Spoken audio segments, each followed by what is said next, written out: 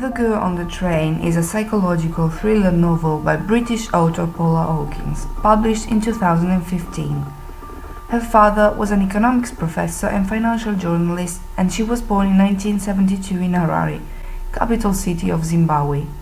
In 1995, at the age of 17, she moved to London. After Hawkins read philosophy, politics and economics at Keble College, University of Oxford, she worked as a journalist for The Times. She then worked for a number of publications on a freelance basis and wrote a financial advice book for women, The Money Goddess. Around 2009, Hawkins began to write romantic comedy fiction, but she achieved a commercial breakthrough with the publication of The Girl on the Train, which has sold an estimated 15 million copies worldwide and became a movie in 2016, directed by Tate Taylor.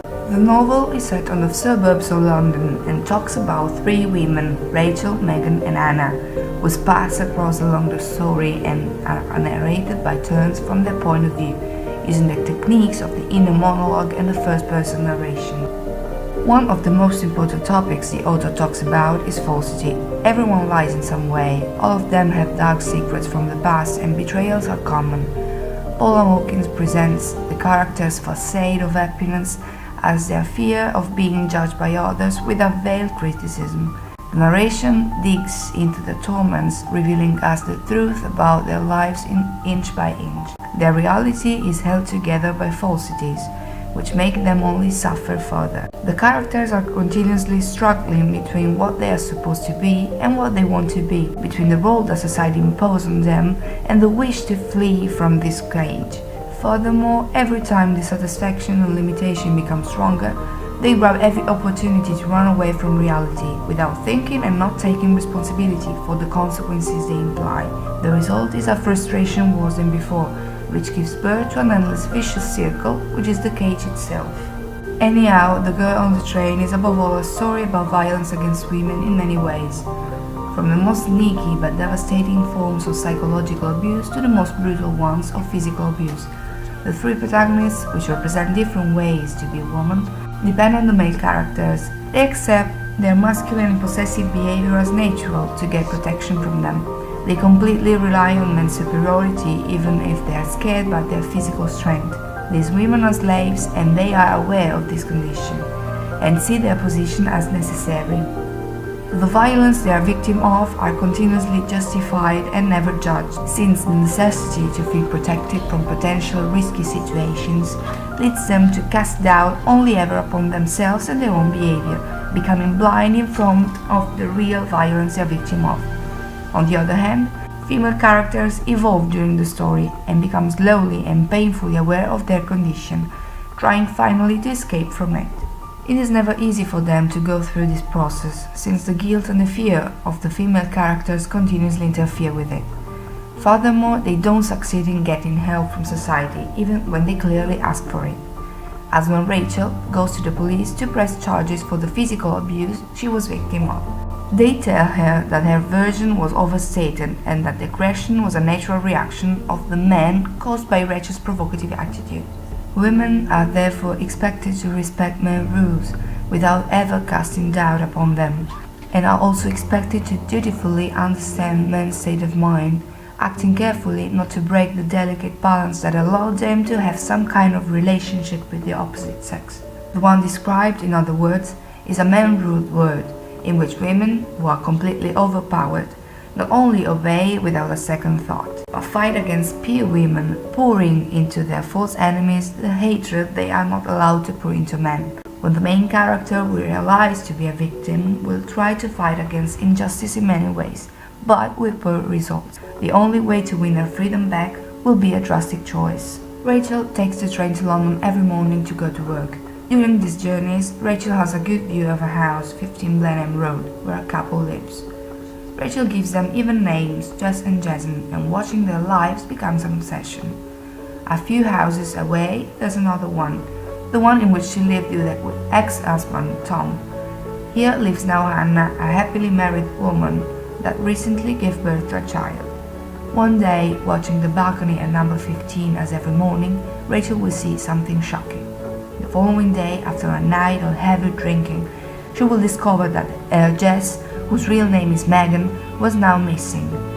She will therefore start an investigation into the matter, struggling against her addiction to alcohol, and will discover not only that Megan wasn't the perfect woman she would like to think, but will also be involved in the police investigation, bringing to light a tragic truth. Rachel is a woman living one day at a time, at the mercy of alcohol and her former life memories. She pines for her marriage failure and lacks totally of self-esteem. But Rachel's also a normal average woman, a romantic, sensitive and reflexive one, continuously on the line between wishes and guilt. Nevertheless, she also shows a strong and enterprising attitude more than once. In the movie, Rachel is interpreted by Emily Blunt, who, in spite of her ability to render Rachel's confusion and sorrow, is far from the shabby picture the author gives us in the book. Furthermore, she has a more active social life in the movie. Megan is a young and beautiful girl, married to Scott, as much attractive as she is. She seems cold and cynic, but carries the burden of a tormenting past, and now perceives her existence as empty. She lives her marriage as in a cage, but loneliness makes her anxious. Some therapy sessions will help her with her path towards rebirth and freedom. She is the strongest of the three female characters, but the damages resulting from her attitude are directly proportional to the intensity with which she'll be able to react to the injustice she's victim of. Anna is the woman that fulfilled her dream, marrying the man for whom she was the mistress, building a family and becoming a full-time housewife. Despite all this, she's deeply unsatisfied, to the point she thinks that her life as a mistress was better.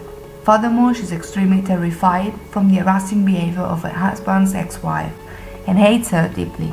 She's a slave of her marriage too, but she rarely reacts. Appearance is very important for her, but the real engine of Anna's joys and fears is the love towards her daughter.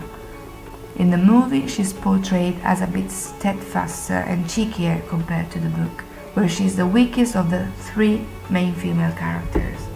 The differences with the movie are not so many, and are related most of all to the lack of time necessary to explain all the details present in the book. The location is New York suburbs and not the London's one, and flashbacks are exposed in a slightly different way, giving the same space to the introduction of the three women from the beginning. One of the most important differences are Rachel's drawings, which exist only in the movie and that constitute an expedient to let the public see Rachel's mental images. Furthermore, the episode of the abuse on the protagonist happens in a different location and is represented in a far less brutal way. The final scene is summarized and doesn't give due weight to the surrealistic situation described in the book. The writer's approach is unusual. In fact, she never criticized gender discrimination directly. She lets us dive into this world which we live through the protagonists and lets us understand their point of view. We found ourselves living their lives, hating, loving and wishing like we do in ours, in a framework of ordinary lives which seems normal. But at the same time, the reader feels disoriented by the absurd rules that govern this microcosm, not for the rules themselves, but because they are considered normal. These are the lives of women we know. We have already met the fragile female behaviors described. We have already met these forceful male behaviors, as we have already met the behavior of the ones that ignore the existence of a real problem. Everything is normal, and the message of the story is that the tragedy is just one step away from normality. I've chosen The Girl on the Train not only for the topical issue it talks about, as dramatic and tragic as it is, but also because it represents a new approach to raise awareness on the issue. In my opinion, the semblance of normality of the word described is very interesting, since it's nowadays, the world we are living in. Another interesting thing is the sneaky way with which the writer forces the readers, as the victim of psychological abuse are forced, to open their eyes and become aware of the multiple situations that we consider normal, but that are the fertile ground where the seed of gender violence can take root and result, unfortunately, in feminicide.